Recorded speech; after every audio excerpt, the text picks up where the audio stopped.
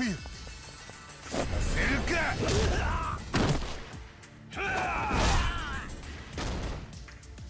八神くん、ありがとう。頑張って。よっしゃ真冬ちゃん、俺にはないのかよ。海藤さんもしっかり。はい来た。よーし真冬ちゃんも見てることだし気合い入れてっか。 What's up guys, Sean here, and today I'm here to talk about my overall thoughts for the latest title from Yuga Gotoku Studio, Judgment, or Judge Eyes in Japan. This is from the same studio that made the beloved Yakuza series that more and more people are starting to love and requesting as main character for a certain fighting game. But anyway, usually we do a history segment right after this, but because this is a brand new franchise from that same studio, we are going to take things a little differently. So basically what I want to say is I want to lay some foreground for you guys before we get into the meat of things for the Judgment review. Judgment is a Yakuza spin-off essentially starring Takuya Kimura, who was a J-pop star and former member from a famous boy band, SMAP, featuring 4 other iconic male singers until they called it quits due to age, wanting to pursue new things for the most part. So they officially split as of the end of 2016. One fun fact about SMAP is that they were actually formed during a variety show, rather than just coming out of nowhere with a single or album at that. They debuted on a variety show. Kimura is known to appear on TV shows including crime dramas, as well as his colleagues, as they are all multi-talented in their own ways, including cooking even at that. He also starred in Miyazaki's Howl's Moving Castle as Howl. So with that, he was able to land the role of Takayuki Yagami, a lawyer turned vigilante in the form of a private detective after an unfortunate turn of events which involved with one of his clients. Yagami tries to solve a particular murder case with his partner, a former Yakuza mobster, Kaito, and that's where the story begins to snowball. This game also casts other famous actors such as Akira Nakao as Genda-san from several Godzilla movies, fellow star actor Kenichi Takedo, or Ayabe, who has appeared in various TV and films including Godzilla Tokyo SOS. Also, Shosuke Tanihara, aka Kuroiwa, another actor who has made various appearances including 2 Godzilla Millennium films. Geez, we got quite a bit of Godzilla actors in the main cast, don't we? Now, for sales, I couldn't find a definitive number for Western sales, but Japanese sales reached to over 240k by January 2019 when the game released in Japan on December 13, 2018. So just about 1 month, so that's a solid number if you ask me. And it has met with positive reviews for the most part for both Japanese and Western regions. A bit of a tangent, sorry. Judgment takes place in, you guessed it, Kamurocho, the city where you start from the bottom and you climb your way to the top, but not without find your way with Yakuza and the other thugs and whoever else who wants a piece of that action in the city. So it's pretty much the central point as always for Yakuza games, and this is no exception as well. Before I get to the point of this review, there are questions, 2 of them to be exact. One, importantly, is this a Yakuza game? I mean, we know it's a spin-off, but is it a Yakuza game? First off, it can't be helped. It takes place in Kamurocho for Christ's sake. And in essence, yeah, I can say that. I would say yes, that it is a Yakuza game. You have the same heat actions as Kiryu's. There's blatantly same animations throughout the game that you can, see with heat actions, except here they're called EX actions, but I'll get more into that.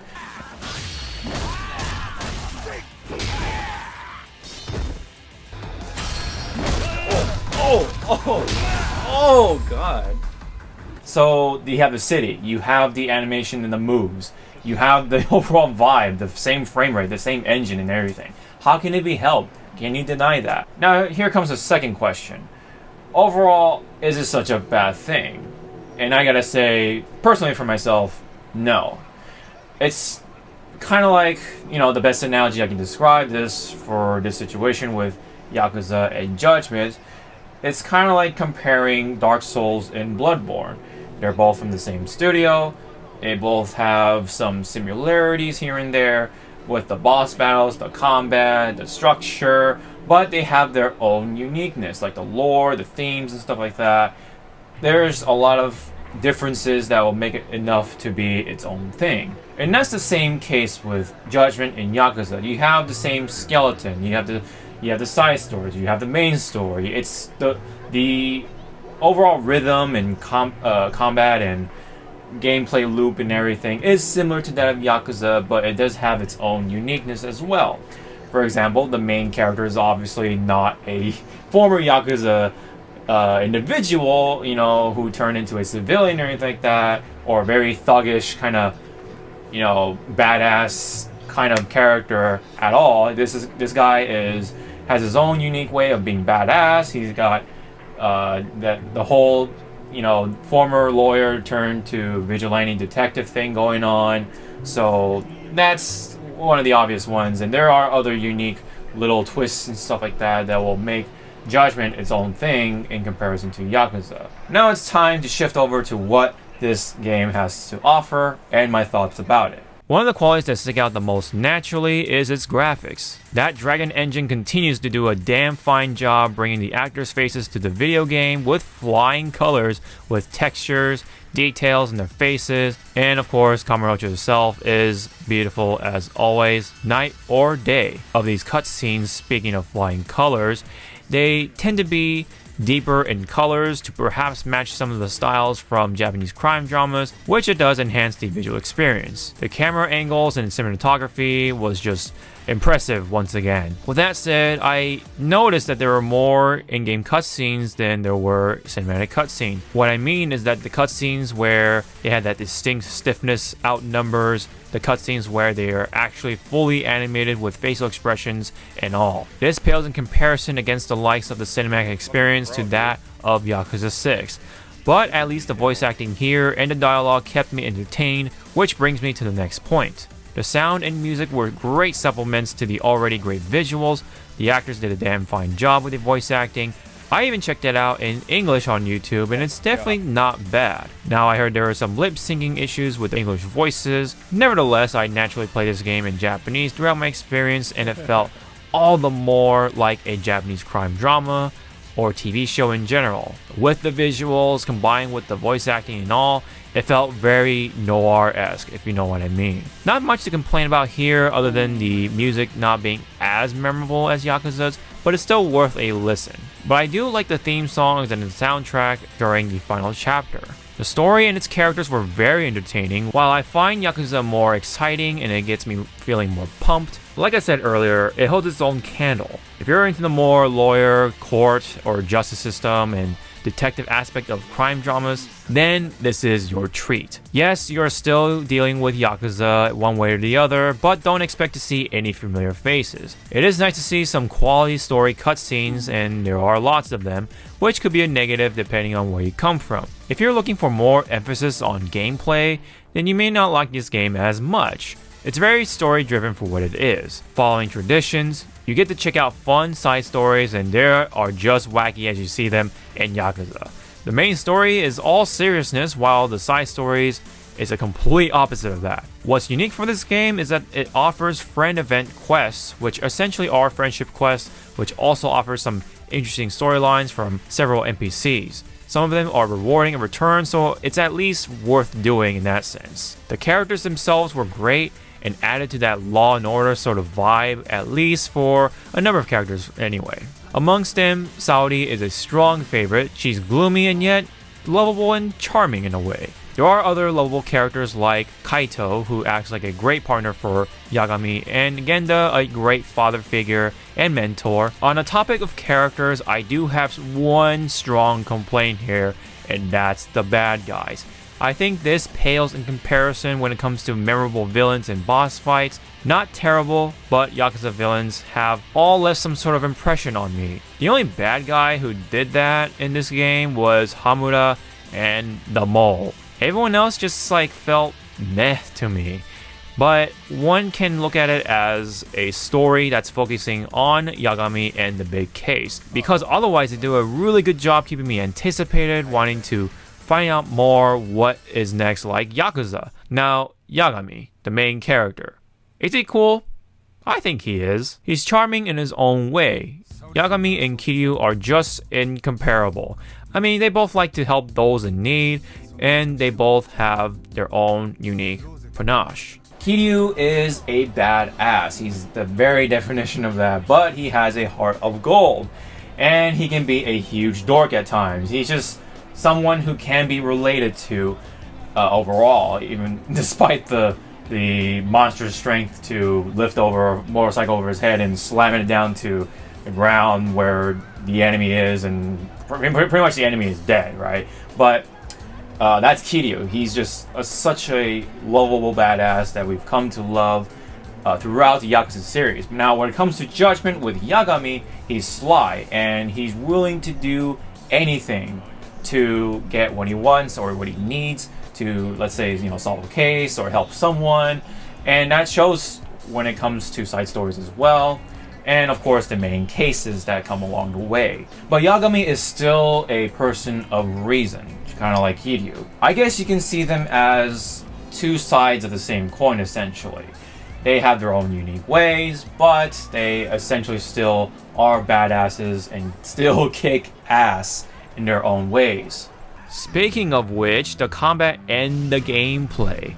The structure of the gameplay is similar to that of Yakuza 6 or Kiwami 2 when it comes to gameplay loops, even its own movement. Unfortunately, that comes with the stiff nature that those two games offered. So moving around in tight spaces will take some time for you to tolerate it. I was hoping that the stiffness of that combat would be resolved in this one, but it wasn't the case here. It still runs around 30 frames per second like the new Yakuza games, but it's still fun to kick around street punks and gangsters with Yagami's crane and tiger styles, which is very reminiscent of the older Yakuza games and is something I missed dearly. So it was nice to have at least one other style you can fight with. Yagami can either be like Majima in a way with the flashy kicks via crane style, or put on a more power-oriented stance via tiger style. Both are fun to switch back and forth. I think certain moves can be cancelled into a stance switch or something like that. And of course, another important element of combat, the special moves. In this game, they are referred as EX actions. As mentioned earlier, it borrows a number of moves from Yakuza, but there are some new ones and they are awesome.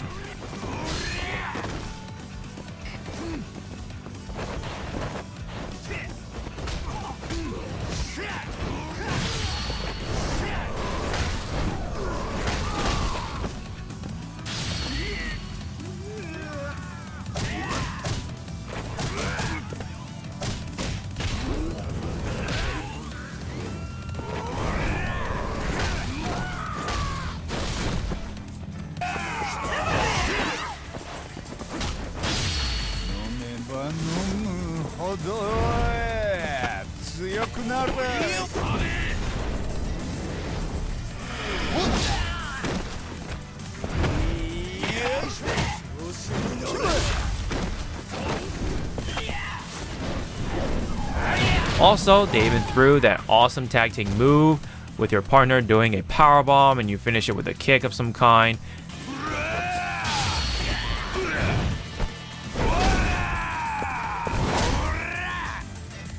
That is awesome. I missed that move so much. It was great seeing that in here of all games. Yeah, you get to see something like that in this game. The tag team moves are really a treat whenever you get the chance to traverse the city with your compadre, especially Kaito. Now, earning the points to unlock moves and other perks is very straightforward like Yakuza 6. You just have to collect SP, that's it. No power, knowledge, none of that nonsense. It's just SP, that's all there is to it. I noticed that Yagami is a very mobile character in comparison to the shit brick house that Kiryu is. Yagami can jump off walls and really do some cool shit. Yagami also has unlimited sprint and can hop over some obstacles, which makes traversing a more pleasant experience. Yagami is definitely the nimble fighter, while Kiryu is the total beast. Something noticeably missing is having your own weapons. I wish at least you can store one weapon on your person, but you can still pick up weapons from the streets and continue with your ass beatings. But once you're done with it, it just disintegrates, so that's it. Yagami had some really cool weapon attacks. There is, however, something even Yakuza games don't have. These.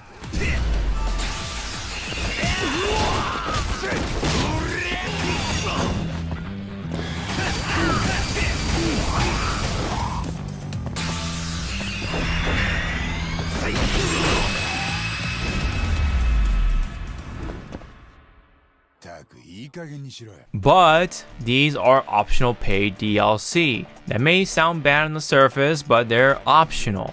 If you want to screw around in a game like this, then by all means. It would have been nice to be able to unlock these in the New Game Plus or something. There are other things as paid DLC, but it's completely optional as well, like extra play passes and so on and so forth. Judgment offers the tailing segments where you follow someone in order to get whatever answers you need without getting caught. You can also chase people in certain segments where you press buttons in a series of QTEs. You can also pick locks, spy with the drone, so on. These are some of the things that make Judgment distinct on its own when it comes to gameplay, and it is a change of pace, which is nice. Following Yakuza traditions even further, they got mini games and several of them to choose from, and the arcade games are back in there as well. This time we have games like Virtua Fighter 5 making it back in there, but the newer selections include Fighting Vipers. And that was a good chance for me to check it out. It's, you know, such a weird kind of niche fighting game from the old days of the Sega Dreamcast, I believe. And, you know, again, that was like my chance to kind of dive in there. And for what it was a pretty unique experience. I can break the armor and stuff like that. There was some crazy damage that you can put out. It's just weird. But for the time I had, I liked it. Now, there were other mini games that were, you know, kind of fun here and there, but there was one mini game that kind of got me more than I expected, and that's the drone races. The drone races were actually a lot funner than I thought. It sort of reminds me of F-Zero, actually, with more vertical, you know, sort of gameplay mixed in with the high-speed kind of weaving and bobbing through the obstacles and stuff like that. It's just the overall high-speed vibe sort of remind me of F-Zero. So I thought that was cool. One of the new mini games that come to mind in Judgment is the VR Paradise. In trailers and stuff like that, it does look really unique. It's like, wow, you know, it's something really different. It's got that Tron vibe going on. He's got the VR goggles and everything, and it just looks really cool, you know, on the surface, right? It is essential to how you earn money in the game, and these are limited since you can only play VR Paradise via play passes in the game. You can earn them from beating enemies and stuff like that, but you know, since they're limited, you gotta make each of those sessions count. But in the beginning, you gotta kind of grind a little bit, and then you earn the levels and stuff that you really want to have in your arsenal, so that way you can pick that one level and grind away from all the money that you want. And just one thing you gotta know though is that never pick the challenger rules. They just don't do it. So it just sucks when you're trying to grind for money. Now, like I said, you gotta earn these play passes and make them count whenever you use them. But you can earn them from finding enemies. They just randomly drop these. But there's also another way to kind of bypass that, and that's the unlimited play pass. But you have to take your time in the game and do all these doohickeys and quests and whatever, and they're pretty challenging from what I've seen, so I did not want to put that time into the unlimited play pass, personally for me, but you can get away with just using the regular play passes. You can use or buy them, on the PlayStation Store, so that's like some of the microtransactions, that's where it comes in. But anyway, throwing that out of the window for right now, the essential loop in this minigame is just throwing the dice and hoping you get some items along the way, and that's how you just automatically earn money that way. It just automatically sells and stuff, which is, I guess, you know, one way to do it. It's the cash cow sort of mini game that you want to have in your arsenal if you want to have a lot of money in your pocket. So that's essentially how you get money in this game. And unfortunately, it's, you know, as cool and unique as it looks, not really all that fun over time. You just kind of just want to get through it and just keep throwing dice, and just, you know, as soon as you earn enough money, you get to the goal. Don't, you know, get hit by certain enemies and stuff like that. Otherwise, they'll take your money, and, you know, you earn that money. There you go. So that is, you know, that's how you earn money. Again, But in Kiwami 2, at least there was a lot of fun to be had because of the cabaret club, and that certainly had some really funny moments. So not only you're earning cash in there, but at least you're being entertained along the way. Now, sure, in the VR Paradise, there are some weapons you can pick up. There are some unique moves you can only perform in VR Paradise. But all in all, it's just not really, it doesn't really add up to being a fun way to earn a lot of money. Now, yes, it's worth doing, I guess, but it's still not as fun as the Cabaret Club, in my opinion.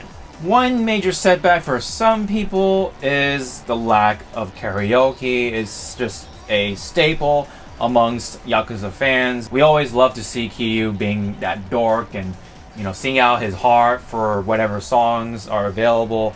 And it's kind of ironic considering the main character is casted with an actual singer from a J-pop group, a male J-pop group, but a singer no less. So I actually didn't expect this to have a karaoke mode. I was just so focused on being a detective game, that has, Yakuza fighting mechanics and stuff.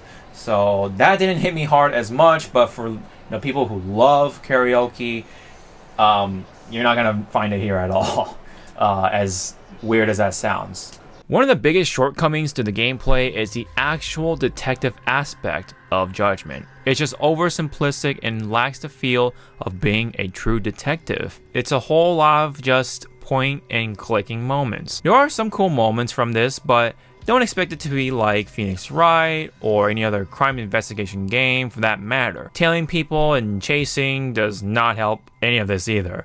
It kind of just feels like filler. Also, I was hoping for more action set pieces, but that all happens in the first couple of chapters, like the skateboard scene.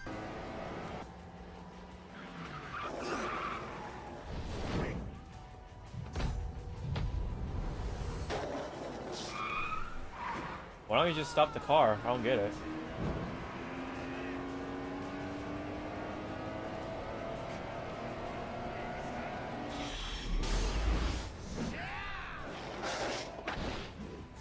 Ugh. That's from the trailer. After that, there's really not much else. It could have had this Jackie Chan or Super Cop sort of vibe along with the crime noir sort of nature as well. That would have been much more awesome. So a lot of the cool things you see from the trailers are kind of like one-time moments, and they were just kind of there for the sake of the trailer looking better. Now, I want to talk about the controversy involving Pierre Taki. As we all know by now, he was charged with cocaine use, which comes with serious consequences in Japan, so his in-game model and voice was replaced entirely. It makes me just wonder if he would have made the character even better than what I've seen from my first playthrough. Well, that's up to each player, I guess, but it keeps me thinking nonetheless. ダーボーがチンピラ相手に喧嘩売るわけねえもんな。となると、お前ら誰に手出したか分かってんのか。いや、こいつはうちの親父にとっちゃ息子同然なんだよ。俺の言ってること分かるか? So according to various articles, this whole situation kind of blew up in the gaming community, more than enough to have people notice, and I think in that sense it helped the game sales overall. At some point it was taken off the market during the scandal, this whole situation. So I think the demand was definitely there. It's pretty ironic that a actor slash musician like Taki, who looked the part as a criminal, like a Yakuza boss, was arrested for actual criminal charges. So at the end of the day, Judgment has the quality graphics, the characters, the dialogue, the combat was really fun, and the great story was definitely present in this game, especially by the end. Now, that's not to say that the villains are forgettable. The stiffness was there still from previous Yakuza games like 6 and Kiwami 2, and the action sequences could have used more I just wish there were more memorable ones, like the whole skateboarding segment and kicking the guy in the face, you know, that sort of segment. The detective gameplay could have been better or deeper. Could have used more meat on the bone, let's just say. VR Paradise, you know, good idea, but could have been better, could have been more fun. I just also wish they could have worked a little more on the ending, you know, resolve more, tie in more ends, I guess you can say, too, for, you know, certain characters. But it was still a pretty good and satisfying ending, I must say. Now, with the score, after beating the game under just 40 hours, I had fun with the story, the side stories, and the combat, and all that goodness in between. So, with that said, even with the negatives, Judgment, from me, deserves a 8 out of 10. The combat and the story, like I said, were definitely the highlights of the game. I really enjoyed it highly. For those who are fans of Yakuza games, this is a one to pick up. I highly recommend it. I know you guys would definitely dig this one. It's a worthy spin-off from Yuga Gotoku Studios.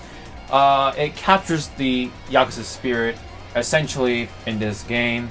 Now, would I expect to see a sequel out of this? Not really. It feels like a one-time project from that studio, but I mean, don't get me wrong, I would love to see more. It's, you know, I enjoyed Yagami and Kaito and all the other characters thus far. I love to see more from it, but again, this is something to be expected as a one-time kind of project.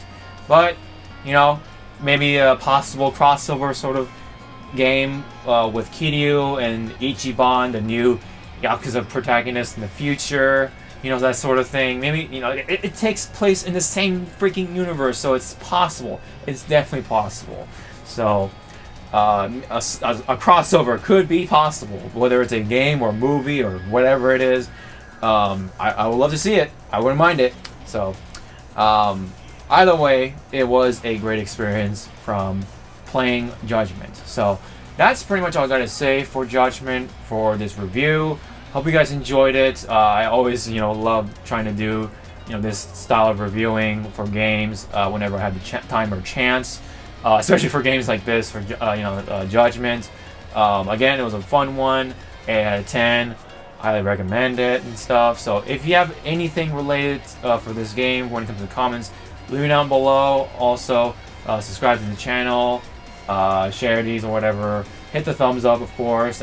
All that stuff is always really appreciated, really helpful, and you know, gotta thank you guys for that. And don't forget to check out the social media stuff like Twitter, Twitch, all that stuff in the description, along with my sponsorship as always with Loot Crate and Into the AM.